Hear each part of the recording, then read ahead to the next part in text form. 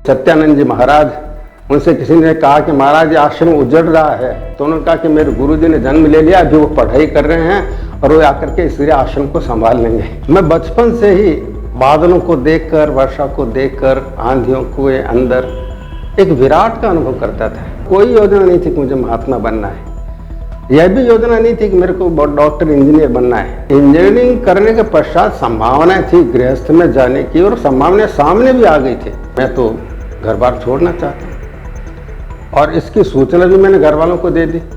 तो इतना विरोध और इतना परिहास मुझे झेलना पड़ा, वो कल्पना से बाहर। गीता ज्ञान को लेकर बच्चों के बीच में मैं गया, पहले लोगों ने मजाक उड़ाया, ये सन्यासियों के लिए है, क्यों बच्चों को बिगाड़ रहे हैं। वर्तमान में आपाधापी है जिसको सफलता कहते हैं। हमारी सफलता केवल बाहर से नहीं नापी जाती है। We must keep on evolving continuously. नाम गुरु महाराज का दिया हुआ छोटा सा नाम है, स्वामी संवित सोमगिरी। पूर्वाश्रम का उल्लेख आप चाहते हैं इसलिए कर रहा हूँ। मेरा सौभाग्य है कि मेरा जन्म इस प्यारे प्यारे बीकानेर में हुआ। यह धोरों की धरती, यह धर्मधरा। बीकानेर में बेगानियों की पिरोल में मेरा जन्म, और मेरी शिक्षा अग्रसेन विद्यालय, जैन हाई स्कूल, फिर डूंगर कॉलेज में हुई। डॉक्टरी में इसलिए नहीं गया कि वहाँ पर प्राणियों की हिंसा होती। प्लानिंग कुछ नहीं थी। जोधपुर MBM इंजीनियरिंग कॉलेज में मेरा प्रवेश, और वहाँ पर 66 में इंजीनियरिंग की, और फिर 5 साल तक वहाँ पर पढ़ाया और उसी दौरान ME तक का अध्ययन किया। मैं बचपन से ही बादलों को देखकर, वर्षा को देखकर, आंधियों के अंदर एक विराट का अनुभव करता था। प्रत्येक व्यक्ति एक अनंत पथ का प्रतीक है। एक बार पूर्णिमा के समय मेरी माँ मेरी आंख में काजल लगा रही थी, और मैं पूरा का पूरा आकाश ऐसा लगा चांदनी में भर गया है। और उसी मोहल्ले में वर्षा के दिनों में एक खंडहर में एक बेल को देखा, तो ऐसा लगा कि मेरी चेतना फैली हुई है। और बचपन से ही ऐसे संस्कार था कि मैं काम क्रोध को जीतूं। एक पत्थर सामने रखकर दूसरे पत्थर से मारता था कि मैं काम क्रोध को मार डालूंगा। ऐसे में बनवारी लाल जी प्राइमरी शिक्षा के पश्चात राष्ट्रोन्नत विद्यालय चलाने वाले, उन्होंने शिवानंद आश्रम के द्वारा प्रकाशित पुस्तक ब्रह्मचर्य की साधना, उस पर पुस्तक दी। उसको लेकर हमेशा कोशिश थी आसन प्राणायाम करते हुए और ब्रह्मचर्य का पालन किया जाए। अभी तो एक लंबी आंतरिक संघर्ष है, पर हमेशा मैंने सत्य का पालन किया। खेल में भी कभी कोई मुझे स्पर्श कर लेता, कपड़े के हाथ लग जाता, मैं कभी झूठ नहीं बोलता। तो ऐसा लगता है मेरे अंदर कोई दैवी संपत्ति प्रारंभ से ही थी। और एक बार पूर्वाश्रम में घर में एक महात्मा आए और मेरे को कहा कि महात्मा बनना बहुत कठिन है। मैं सहसा कहा इसमें कौन सी बड़ी बात है। उस समय कोई योजना नहीं थी कि मुझे महात्मा बनना है, यह भी योजना नहीं थी कि मेरे को डॉक्टर इंजीनियर बनना है। हाँ, त्याग के पथ पर जाना है, विवेकानंद की जीवनी को पढ़ा, राष्ट्र के लिए कुछ करना है, ये भावना अवश्य थी मेरे अंदर। और स्काउटिंग का मेरे पर बहुत बड़ा प्रभाव पड़ा। और भी बहुत सारे महापुरुष मेरे जीवन में आए, वातायन के हरीश बादानी जी, पूनम जी दैया, सरल जी, हर्ष, विश्वनाथ सचदेव। तो साहित्य की रुझान जन्मजात साहित्य की ओर, कविता की ओर थी मेरी। इंजीनियरिंग करने के पश्चात संभावनाएं थी गृहस्थ में जाने की, और संभावनाएं सामने भी आ गई थी। पर जो बैचलर्स क्वार्टर्स थे उसके हमारे पास में एक माधवानंद जी तिवारी थे, और बहुत विद्वान थे। संभवतः वो बॉटनी के थे और सत्संग खूब करते थे, साधना खूब करते थे। उन्होंने पूज्य गुरुदेव स्वामी पूज्यपाद ईश्वरानंद गिरी महाराज को अपने घर पर सत्संग के लिए बुलाया, और मैं उस सत्संग में गया। और उस समय उनके साथ में एक ब्रह्मचारी था, और उनके सत्संग को सुनने के बाद में मैंने कहा कि ये युवक अपने जीवन को क्यों खराब कर रहा है। पर जब मैंने पूज्य श्री के प्रवचन गीता भवन जोधपुर में सुने 15वें अध्याय पर, मैं ट्रांस में चला गया। जो बचपन के थोड़े अनुभव थे समझ में आने लगे। और जब मैं माउंट आबू गया और पूज्य श्री के साथ एकांत में ट्रैवल्स टैंक में गया, तो उस समय बादल था, थोड़ी सी वर्षा हो रही थी, संध्या का समय था। उस समय जो है अंदर से फूट करके कोई जैसे रुदन निकला। पूज्य श्री के सामने मैंने इस बात को रखा कि मैं तो घर बार छोड़ना चाहता हूँ, और इसकी सूचना भी मैंने घर वालों को दे दी। तो इतना विरोध और इतना परिहास मुझे झेलना पड़ा, वो कल्पना से बाहर। और क्या क्या टिप्पणियाँ थी, जीवन से पलायन है, इसको कोई लोभ किसी ने दिया है, आदि आदि। पर मुझे तो कहा कि जीवन का एकमात्र उद्देश्य है ईश्वर को प्राप्त करना। इसलिए फिर ऐसा अवसर हुआ कि मैं रिजाइन करके और उत्तरकाशी चला गया, और उसके बाद में गंगोत्री, उसके आगे गोमुख पूज्य श्री के साथ में गया, और वहाँ से वापस लौट करके पूज्य श्री ने संन्यास की दीक्षा दी, और मेरा पूरा पहले वाला नाम छोड़ करके ये नूतन नाम मुझे प्राप्त हुआ। उसके पश्चात 23 वर्ष तक जो एक आंतरिक संघर्ष, ऐसा नहीं कि ये वासनाएं प्रकट नहीं होती, पर पूज्य श्री ने जो आशीर्वाद दिया, जो वहाँ पर बर्तन धोना, झाड़ू लगाना, बगीचे में काम करना, बाजार का काम करना, मंत्र जप करना, ध्यान करना, स्तुति, सब प्रकार के पूरे जीवन को साधना में बनाए। और फिर उन 23 वर्षों के अंदर जो एक परिपाक आया चित्त के अंदर, कभी ऐसा नहीं लगा कि मैं गलत दिशा में गया। जीवन का एकमात्र ध्येय यही है, इसी जन्म में आत्म साक्षात्कार कर लेना। हमारे आचार्य महामंडलेश्वर विश्वकानंद जी का आग्रह था, आदरणीय आराधनाता जी सुशीला कुमारी जी का आग्रह था कि ये राज परिवार का एक मंदिर है।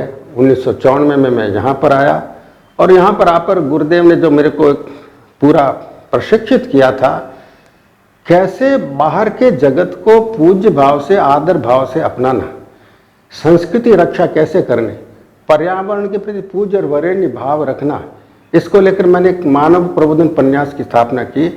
और फिर जो गीता ज्ञान को लेकर बच्चों के बीच में मैं गया, पहले लोगों ने मजाक उड़ाया, ये सन्यासियों के लिए है, क्यों बच्चों को बिगाड़ रहे हैं, पर हमने कहा बच्चों के लिए ज़्यादा जरूरी है। तो गीता को लेकर हमने हजारों बच्चों के बीच में गए। अब तक लगभग 10 लाख से भी ज़्यादा बच्चे भाग ले चुके हैं। 25 वर्ष गीता ज्ञान परीक्षा के हो गए, और इससे कितने अभिभावकों को, गुरुजनों को, शिक्षकों को, और जीवन के हर पक्ष को लेकर, ज्ञान के हर पक्ष को लेकर, पर्यावरण को लेकर के, सुरक्षा को लेकर, आतंकवाद को लेकर, राष्ट्र को लेकर, समाज को लेकर, छुआछूत को लेकर के, धर्म अर्थ काम और मोक्ष को लेकर के गीता में हम गहराई में जाते गए। उन सारे विषयों को हमने सामने रखा, और किस प्रकार से लेख बच्चों के द्वारा लिखवाए, उनसे भाषण प्रतियोगिता करवाई, फिर जो प्रौढ़ व्यक्ति हैं उनके लिए भी परीक्षाएं करवाई गीता की।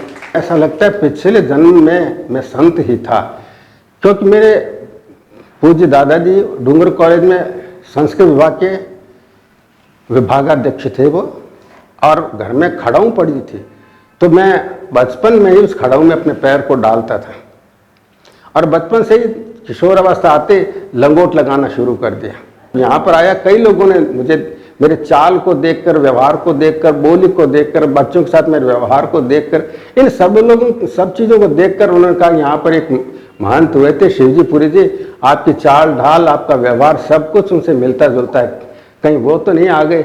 और मेरे से पहले यहाँ पर एक संत थे, वो सत्यानंद जी महाराज, उनसे किसी ने कहा कि महाराज आश्रम उजड़ रहा है, तो उन्होंने कहा कि मेरे गुरु जी ने जन्म ले लिया, अभी वो पढ़ाई कर रहे हैं, और वो आकर के इसलिए आश्रम को संभाल लेंगे। युवाओं को कहना चाहूँगा, ये आपके जीवन का वसंत है।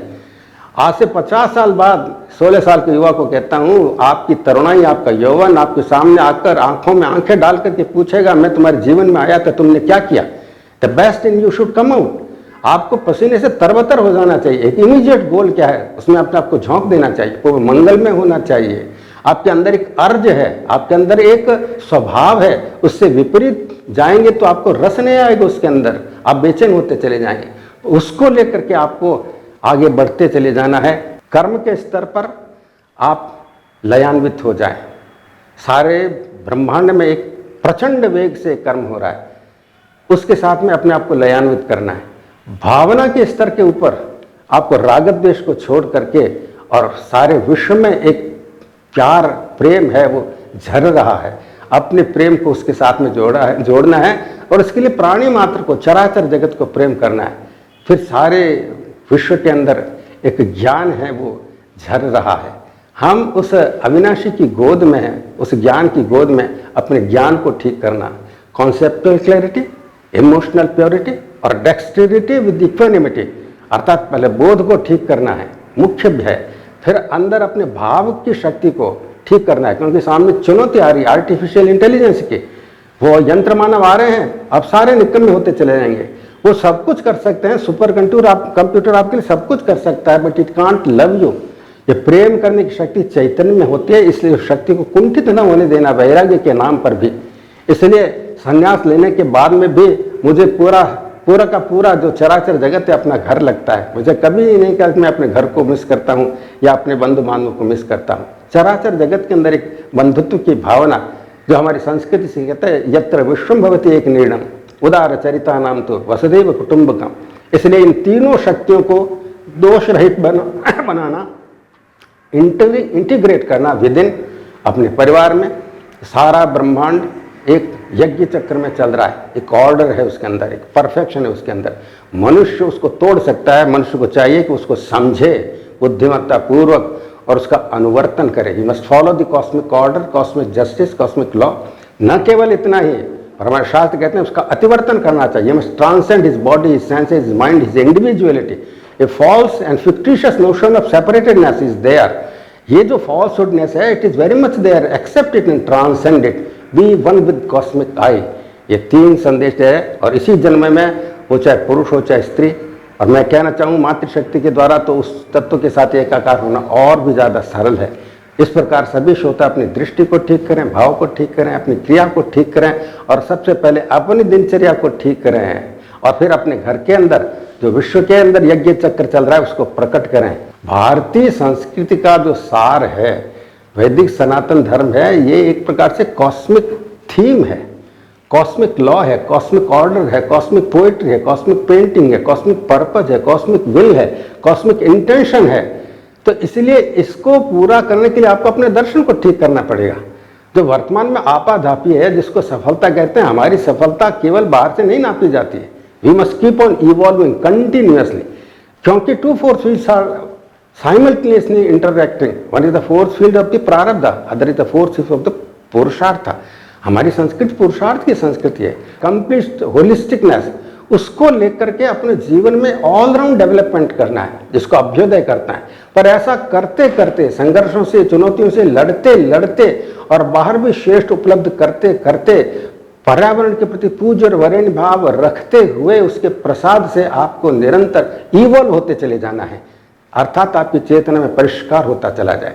यदि आप इसको करेंगे, त्र्यंबकम यजामहे को, तो इंटीमेशंस ऑफ डिविनिटी, आपको संकेत मिलेंगे, एक झोंके की तरह आपको इशारा आएगा, एक फुसफुसाहट सुनाई देगी कि तुम अपने मनुष्य जीवन को धन्य कर रहे हो।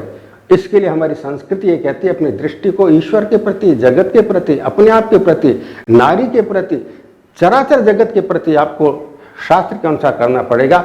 तब आपके जीवन के अंदर संघर्ष आएंगे, सुख दुख आएंगे, पर निरंतर आप सफल होते चले जाएंगे।